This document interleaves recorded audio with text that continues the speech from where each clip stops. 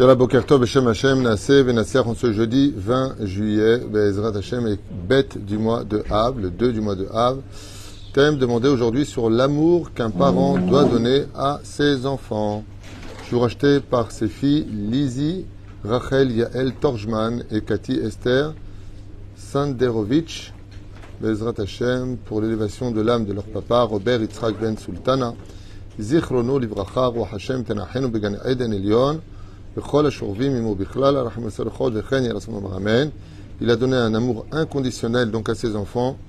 On a un souvenir d'amour et de respect. L'un va tout à fait avec l'autre qu'il a laissé dans ce monde. Donc c'est ce qu'on va, Bezrat Hashem, développer aujourd'hui avec l'aide d'Hashem sur le respect de l'amour. Parce que l'amour se respecte, il faut le savoir. Bezrat Hashem Itbarach. On pensera en même temps à l'élévation de l'âme de Mimo Ben Chana, Shlomo, qui aujourd'hui c'est sa Askara. Kohen Hashem Atov Gisèle Mazal Bat Sipora Eliane Sassia Bat Nina Esther Bat Miriam épouse Kohen Salmon Fred Ben Fortuné Patsar Le Bat Zeira Shonarone Bat Sultana Suzanne Shosana Le Bet Krief Roi Hashem Tenachena Began Eden. En même temps une grande refouach Lema vers la Mameira Briut Etana pour l'opération d'aujourd'hui de Abigail Nina Bat Carole Hana je crois. Moratimi, grande refouach Lema maman.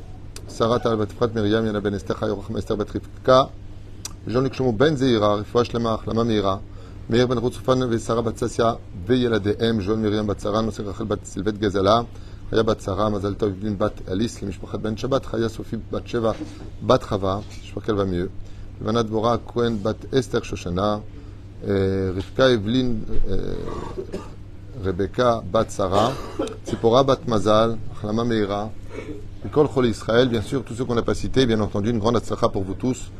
On sera notre ami Stéphane Memi à Yakar de Los Angeles, à qui on souhaite Bezrat Hashem par le mérite de la Torah, beaucoup de réussite, et tout le monde, Bezrat Hashem, la communauté Tedvav, le City, le Kolam Israël, ce Bezrat Hashem, on se tient tous comme une Chomat Barzel pour la tradition de notre Torah face à une assimilation extrêmement difficile. Heureux celui qui fera tchouva dans cette génération et surtout celui qui tiendra dans sa tchouva dans sa génération. Et pour cela, il faut aider nos enfants. On ne peut pas intervenir subitement avec un éveil quand on a ignoré ses enfants et qu'on a cru que d'avoir un enfant, c'était l'histoire d'une nuit. Un enfant, c'est l'histoire d'une vie entière. Et ce qui est très curieux, c'est qu'il est très facile de comprendre que chez les gens normaux, et aujourd'hui, il faut le dire, c'est pas une blague, aujourd'hui, il faut le dire, les gens normaux. De tout temps, on avait l'habitude de voir quand même un amour naturel chez les parents vis-à-vis des enfants. Et aujourd'hui, je me rends compte que non seulement cet amour est en train de disparaître dans beaucoup de familles, mais en plus de ça, on a un effet nouveau dans les divorces. C'est qu'avant, les femmes se battaient naturellement pour avoir le garde des enfants. Aujourd'hui, elles veulent des gardes alternés, si ce n'est pas que lui, il les garde, en disant « Mais moi, je vais garder les gosses. » Et lui, monsieur, il va, maintenant qu'on divorce, gambader à droite et à gauche. Ce qui fait que même l'instinct naturel, dans ce monde égocentrique dit moderne dans lequel nous vivons, vient beaucoup, d'une certaine façon, éliminer le devoir de chacun de nous. Pourquoi ? Parce qu'on pense que d'avoir des enfants est cadré par l'obligation de lui donner à manger et de lui donner un toit. Voilà, tu manges, tu as un toit, tu as ta chambre, j'ai fait ma mitzvah de Nigmar à Sipour.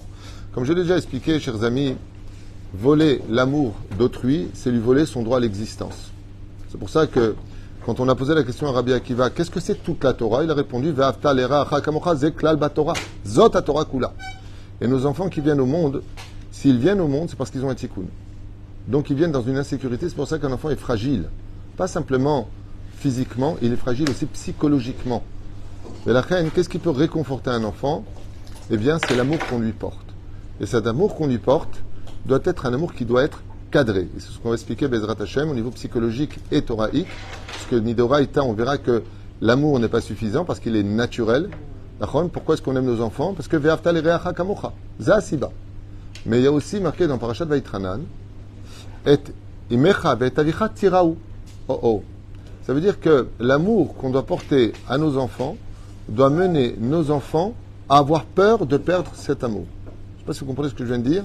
Ce n'est pas un amour qui est gratuit, c'est un amour qui doit être cadré. Et pourquoi ? Parce que nos sages nous disent que Marbe Ava Sofa Beita. Il faut faire très attention parce que quand tu donnes que de l'amour à tes enfants, 100% d'amour, sans les cadrer, eh bien, ne t'étonne pas de prendre un coup de pied au derrière plus tard. Marbe ha'ava, sofa beita. Tu vas te prendre un coup de pied au derrière. Pourquoi? Parce qu'ils vont prendre ton amour comme un acquis. C'est pour cela qu'il y a l'amour naturel que les parents doivent donner aux enfants, et il y a un deuxième amour qui s'appelle l'amour cadré. C'est-à-dire que je t'aime, ben vadaï que je t'aime. Mais c'est pas parce que je t'aime que tu vas te permettre de dépasser des limites. C'est-à-dire?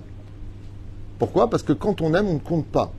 L'amour rend aveugle. Ce qui fait que dans l'éducation, on peut rater des choses sous prétexte qu'on l'aime, il fait ce qu'il veut. Et c'est très souvent ce qui est enseigné d'Afka dans la dernière génération, c'est qu'on laisse nos enfants faire ce qu'ils veulent au nom de l'amour. Prenons l'exemple de ce qui se passe aujourd'hui en Europe comme malheureusement en Israël. Pour ceux qui ont plus de 50 ans, même 45 ans, ils se rappelleront très bien du vrai amour que nos parents nous donnaient. Nos parents nous aimaient vraiment. Mais ça les empêchait pas de nous donner une traha, une tannée, si on méritait cette année, parce qu'on avait mal répondu.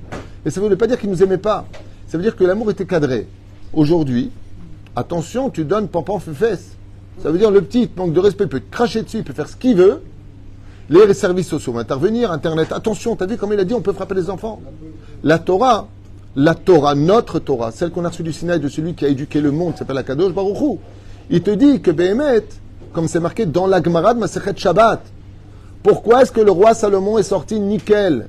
Et pourquoi est-ce que Avshalom et Adoniaou sont sortis tordus? Réponse de la Gemara. Hein? Parce que Bathsheba, elle a éduqué Shlomo avec une savate. C'est un truc de fou. Parce qu'elle aimait. D'où l'expression qui aime bien, châtie bien. Ça veut dire que quand on parle d'amour, bien sûr, on ne parle pas des malades mentaux qui fracassent leurs enfants. Il y a des familles qui sont, et on en parlera tout de suite d'ailleurs, je suis obligé de faire une parenthèse maintenant parce que ça me tient vraiment à cœur. Vous vous rendez pas compte que le manque d'amour que les parents peuvent provoquer chez les enfants, ce sont carrément des pathologies, des manques de confiance en eux, des traumatismes. Vous savez ça? C'est combien d'enfants aujourd'hui qui ont manqué d'amour ne sont plus capables d'aimer? Combien d'enfants qui n'ont pas reçu d'amour n'ont aucune confiance en eux? Parce qu'il y a pire que de ne pas donner de l'amour. C'est non seulement tu ne donnes pas de l'amour, mais en plus tu ne donnes que des critiques. Tu ne fais que descendre tes enfants. Alors que la construction d'un enfant sur le domaine thérapeutique de sa vie, parce qu'il est fragile, parce qu'il vient pour un tikkun, vous avez compris pourquoi? S'il est revenu dans ce monde, c'est qu'il a un tikkun. Donc il vient pour réparer quelque chose. Et pour réparer quelque chose, qu'est-ce qu'on a besoin de faire dans une voiture? Tu veux réparer une voiture? Où est-ce que tu mets la voiture au garage? Où est-ce que tu la mets? Sur quoi tu la places? Le monte. Vous avez remarqué? Pour réparer la voiture, on va monter la voiture. Pour réparer tes enfants, il faut les monter, il ne faut pas les descendre. C'est le même système. Par exemple, tu veux prendre attention, monsieur, levez le bras. Tu veux couper les cheveux, tu veux rendre beau quelqu'un. Tu le places à la bonne hauteur. Chaque enfant doit être éduqué, les filles, à derrière chez l'eau. On n'est pas tous pareils. Il y a des enfants à qui il faut donner vraiment beaucoup plus d'amour que d'autres. Parce que leur fragilité, elle va l'exiger. Il y a des enfants, ils ne comprendront pas le message de l'amour. Ils comprendront plus le message du cadrage. Pourquoi? Parce que les Chachamim nous disent que si tu veux vraiment aimer ton enfant, montre-lui où sont ses limites. Car ne t'étonne pas plus tard de voir que les enfants vont pousser les limites. Pourquoi? C'est pareil dans la politique, c'est pareil dans la vie, c'est pareil dans tous les pays, c'est pareil dans l'éducation, c'est pareil au travail. On ne se permet de faire à autrui que ce que l'autre te permet de lui faire. C'est pas compliqué. Une femme n'aura pas de problème de venir dévêtue dans une synagogue, mais je la défie de rentrer dévêtue dans une mosquée. Vous savez pourquoi? Ça va trembler, elle va avoir une diarrhée, elle a peur. Elle va s'ouvrir à la synagogue en disant « Ouais, je comprends pas, c'est quoi votre problème? Vous jugez tout le temps dans cette synagogue. » Ben, on ne vient pas impudique dans une synagogue, madame, parce que le Zohar dit que la prière du Tzibour, elle ne monte pas. Donc quand tu viens impudique dans la synagogue, t'empêches la prière de monter, tu fais un chilou lachem. Pourquoi tu ne ferais pas ça dans une mosquée? Parce que tu as les jetons. Parce que tu vas te reprendre une grande dans la tronche et tu vas avoir « Ah, j'ai peur. Ah oui, lama, parce que c'est cadré. Ainsi donc dans la vie. » J'en profite pour lancer un message pour les Bat Israël, qu'on donne Bet Knesset, devenir mamash pudique. Pudique, une Bet Knesset, c'est Bet Hashem. Chaval. Je ne parle pas de la femme qui ne connaît pas, je me fais Tchoubat Chavier, c'est même pas qu'il y a la notion de pudeur, elle n'est même pas au courant. Je ne parle pas d'elle. Pour Chabat, au début, vous savez, quand un enfant vient de naître, il fait sur lui, il vomit, il ne sait pas marcher, il n'a pas de dents. Les erreurs sont, je dirais presque mielleuses quand quelqu'un fait tchouva. Comme moi qui mets les tefilines pendant 6 mois quand j'ai fait tchouva à l'âge de 18 ans que le Shabbat. Je savais pas qu'on les mettait la semaine. C'est mignon. Hein, mais au bout d'un moment, quoi? Mais Vadaï. On a peur de perdre nos oives, disait l'autre. On a peur de faire des réflexions, on a peur de ceci. Et puis c'est pas ça, c'est qu'on sait plus faire de réflexion. C'est-à-dire, moi, quand on a ouvert la bête à Knesset ici, au début, après même que tu es venu, il était là, Abraham Sebag.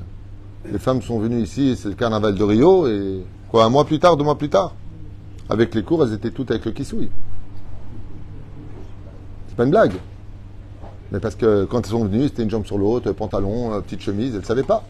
Et on a fait des cours de Torah, on leur a expliqué. Aujourd'hui, elles sont pudiques. Baruch Hashem. Am Israël Kedoshim. On a confiance en la valeur de chaque juif. Mais il faut leur expliquer. Alors bien sûr, ici, c'est pas... non, Toda. On n'est pas, Chazve Shalom, Shmiret Asniout, une fille qui est impudique, on va lui crier dessus. Mais pour nos enfants, c'est impératif. Et cet amour-là, qu'on doit donner à nos enfants, c'est un amour dont ils ont besoin psychologiquement, de se sentir aimés à la maison. La raison la plus logique et la plus simple, surtout aujourd'hui en 2023 de l'ère vulgaire, c'est parce que la vie est tellement hostile à l'extérieur. Par exemple, Lo Alenu Velo Alechem, il y a une nouvelle épidémie dans les écoles qu'il faut impérativement arrêter, mais dont les profs, apparemment, de ce que j'ai eu comme retour, s'en fichent. Ils disent que ce n'est pas des ganénettes, ce n'est pas des flics. Les directeurs disent on ne peut rien y faire. C'est que maintenant, dans les écoles religieuses comme non religieuses, laïques, surtout laïques, d'ailleurs, c'est qu'ils font des groupes. Et ils t'excluent du groupe. Ce qui fait que vous avez des jeunes filles et des jeunes garçons. J'ai parlé de ça cette semaine avec quelqu'un. Il n'a pas d'amis à l'école parce qu'il ne s'est pas plié à la tête. C'est-à-dire qu'ils ont maintenant des têtes, ils ont des hiérarchies, un petit peu comme les... non, je ne parle pas de ça. Non. Juste un instant. Si vous vous taisez, je vais peut-être y arriver. Cette secte très connue avec la pyramide, là. Ouais, mais enfin, c'est un nom. Franc-maçon, Taïch.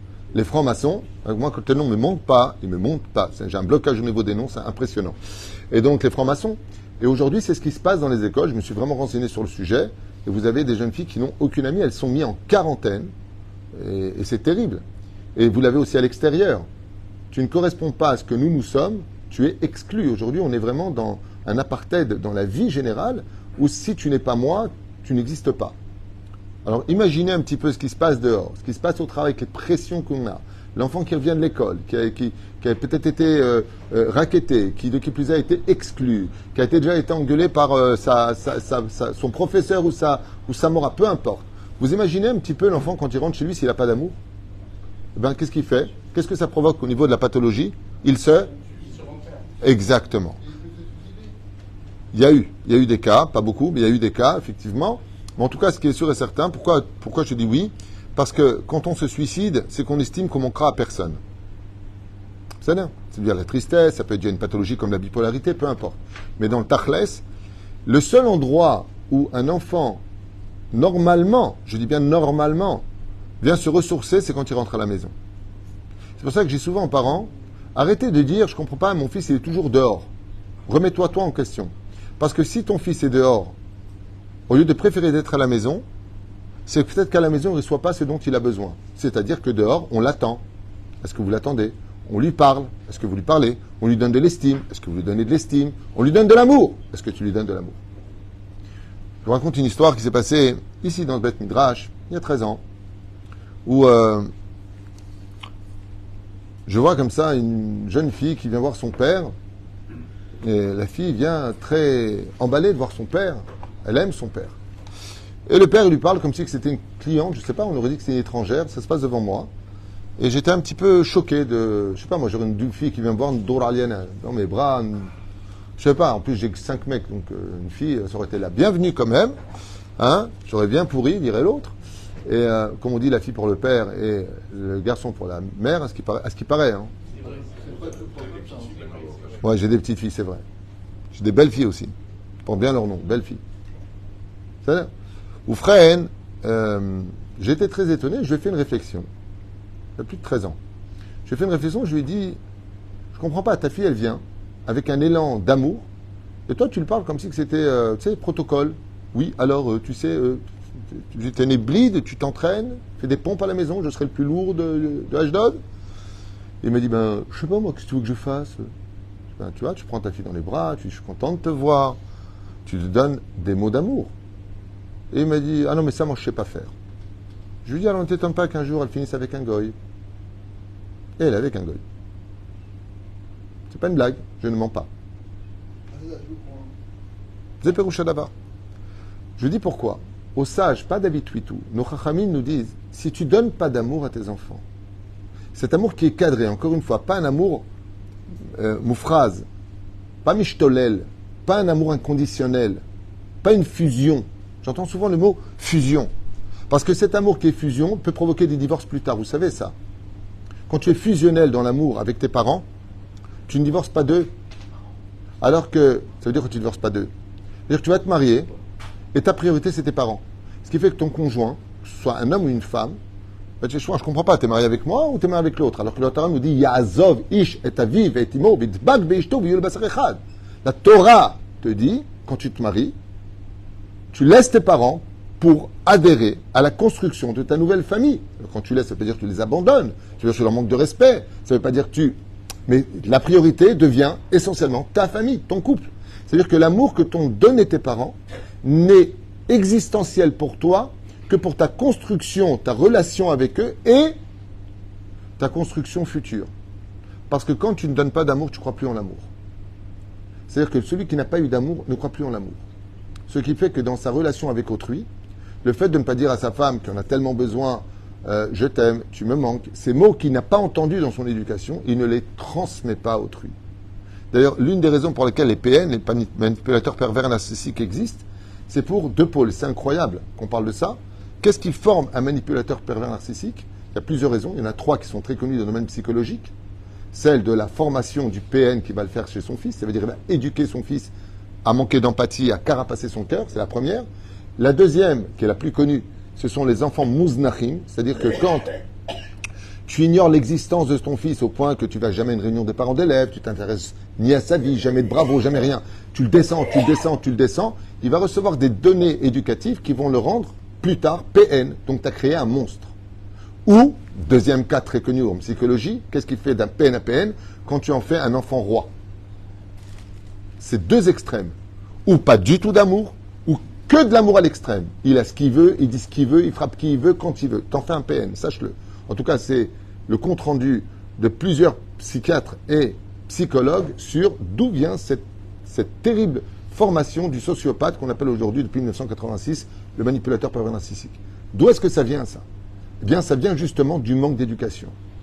D'une neshama qui était bien, que tu as pourri parce que tu n'étais pas présent pour lui. Alors, chers amis, maintenant qu'on a compris que les hashlachot, c'est-à-dire que les conséquences du manque d'amour, eh bien, peuvent partir pour plusieurs générations.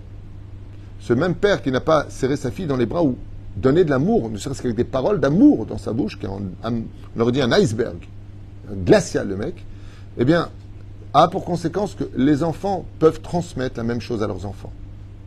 Et manquer d'amour dans ce monde, c'est comme naître dans un pays où il n'y a pas de soleil.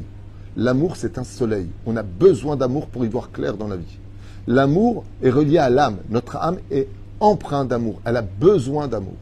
Ce qui fait qu'on n'a pas le droit de voler cela. Et de l'autre côté, on a dit tout à l'heure qu'il faut craindre ses parents. C'est Midoraïta, Parashat Vaytranan, qu'on va lire la semaine prochaine. Et imecha ve'et avicha tiraou. La Gemara nous dit pourquoi il y a marqué et imecha ve'et avicha. Et avicha ve'et imecha est marqué dans la Parashat de Yitro, livre de Shemot. Chabed et avicha ve'et imecha. On a tellement peur du manque de respect que les enfants doivent aux parents qu'en général, de qui on n'a pas peur, en tout cas à l'époque, hein, parce qu'aujourd'hui, à l'époque, c'était ton père va rentrer, tu vas voir. Aujourd'hui, c'est le père qui dit maman va rentrer, tu vas voir. Là, tout est à l'envers aujourd'hui. Aval, dans les générations normales, moi je trouve que cette génération n'est pas normale, personnellement, au niveau de tout. Tout est anormal aujourd'hui, tout est hors de prix, tout est n'importe quoi. Vraiment n'importe quoi. Et c'est prouvé que c'est n'importe quoi. Il y a une folie qui s'installe parce que plus on rentrera de la touma dans la tête et plus on deviendra anormal. La Torah nous rend normal. Un des plus beaux cadeaux, sachez-le, que la Torah nous offre, hormis de faire la volonté d'Hachem, le mérite de servir à Kadosh Baruch Hu, le Olam Abba, la chose la plus extraordinaire que nous offre la Torah, c'est la normalité de l'humain. Hein? Mais tu vois comment le monde va mal. Je parlais avec quelqu'un, la fois, je lui dis, t'es chômeur Shabbat, il m'a dit non, je suis normal.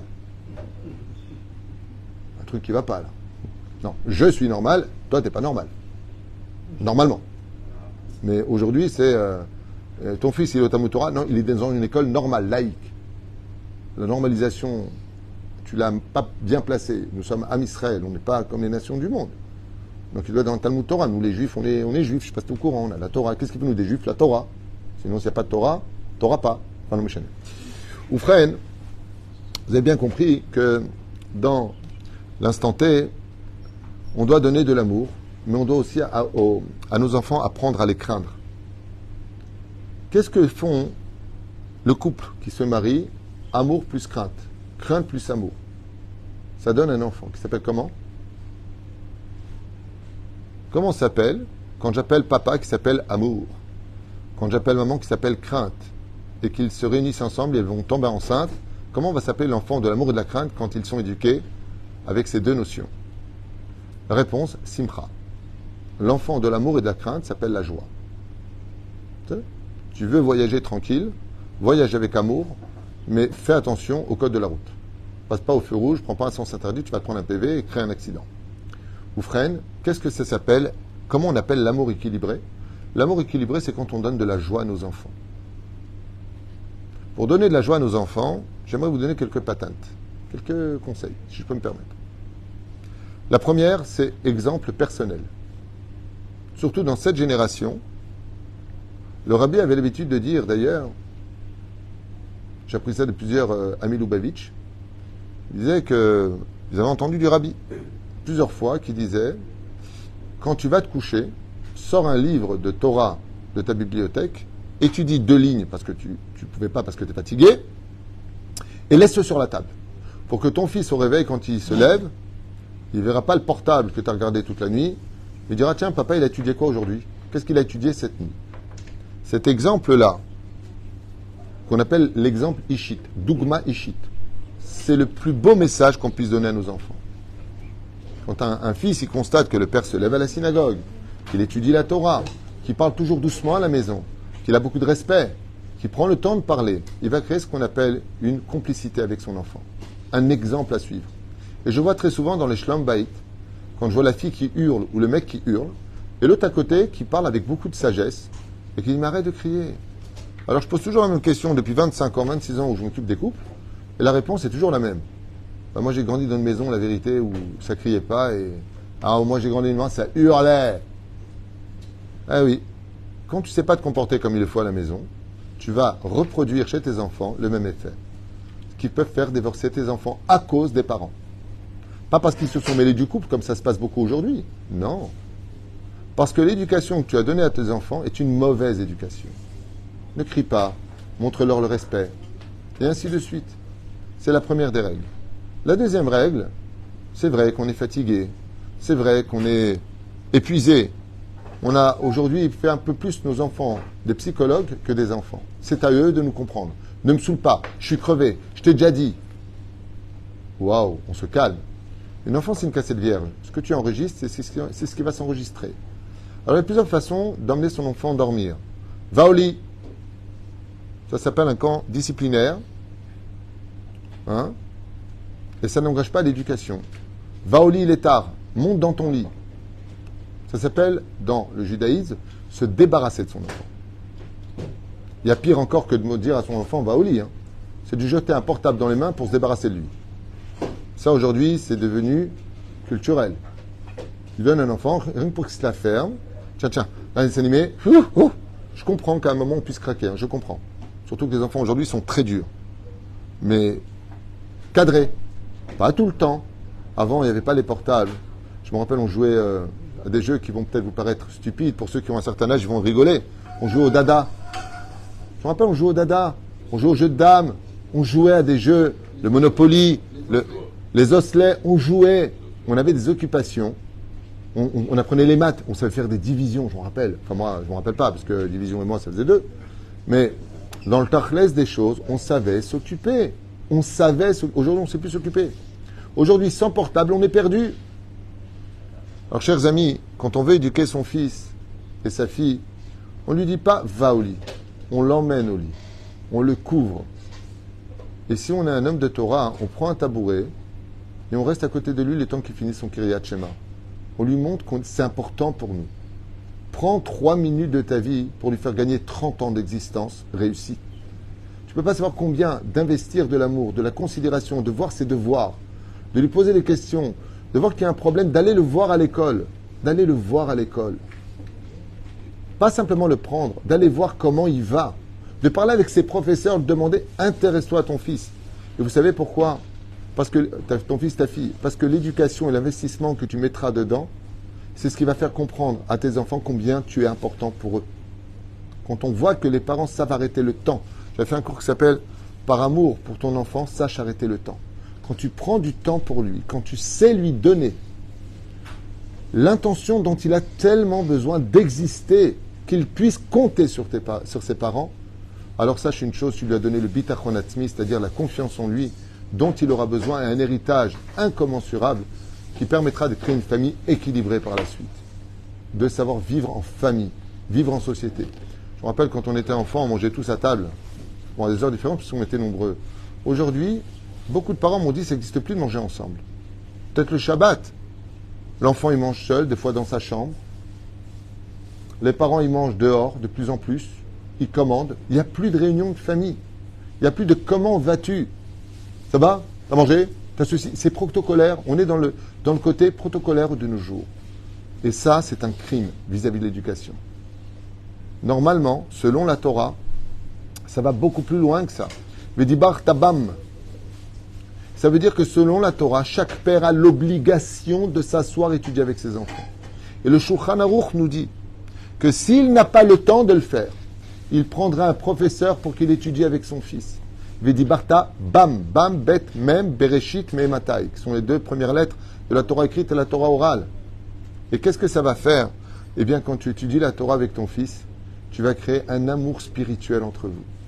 Et je finirai avec quelque chose, parce qu'on pourrait parler des heures de l'éducation, de l'amour qu'on doit donner à nos enfants, chers amis, mais une chose de sûr, c'est que le fait de donner de l'amour à nos enfants, non seulement c'est une mitzvah de la Torah, non seulement c'est essentiel pour leur éducation, non seulement c'est quelque chose d'extrêmement important pour le bitachon atzmi, de les construire. Quand tu donnes beaucoup d'amour à ton fils et beaucoup de considération, tu peux te permettre de temps en temps de faire des réflexions. Mais vous imaginez un petit peu les dégâts de celui qui ne sait rien faire d'autre que critiquer et ne regarder que ce qui ne va pas. Par exemple, ton fils a descendu la poubelle. Combien c'est important de le remercier pour cela? Ben, ça va, il a mangé, il peut participer, hein. Pas handicapé, hein. Ouais, tu vas descendre la poubelle. Kol hakavod. Kol hakavod. Parce que tu fais quelque chose. Dans ce cas-là, tu pourras tout à fait dire à ton fils, quand tu fais quelque chose de pas bien, qu'il y a le contraste dans la vie. Quand tu fais 10 compliments, tu peux te permettre de dire une réflexion. Mais quand tu ne fais que des réflexions sur des réflexions, sache une chose, ton fils, pour lui, il comprend qu'il vaut rien. Parce que vis-à-vis de ses parents, il a besoin de l'estime de ses parents. Sachez qu'un enfant a besoin de l'estime de ses parents.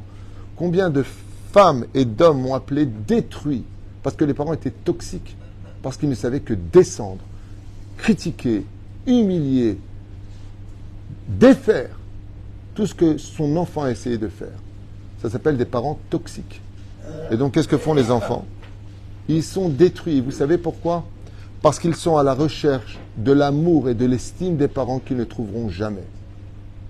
Et c'est une recherche qui est naturelle et qui va créer chez eux une tristesse. Et cette tristesse ne permettra pas à la Torah d'exister réellement dans leurs actions. Il n'y aura pas de joie dans l'accomplissement des mitzvot. Pourquoi? Parce qu'ils ressembleront à une voiture, certes, qui a de l'essence, parce qu'il y a de la Torah, mais dont la roue est crevée. Et quand une roue est crevée, c'est vrai que ta voiture, elle roule, mais elle est bancale. Elle ne roule pas bien, parce que les parents auront volé le droit à l'existence de ces enfants. Et la reine Bezrat Hashem, tenir les enfants dans ses bras, c'est leur donner, Bezrat Hashem, un chemin solide pour avancer dans l'avenir.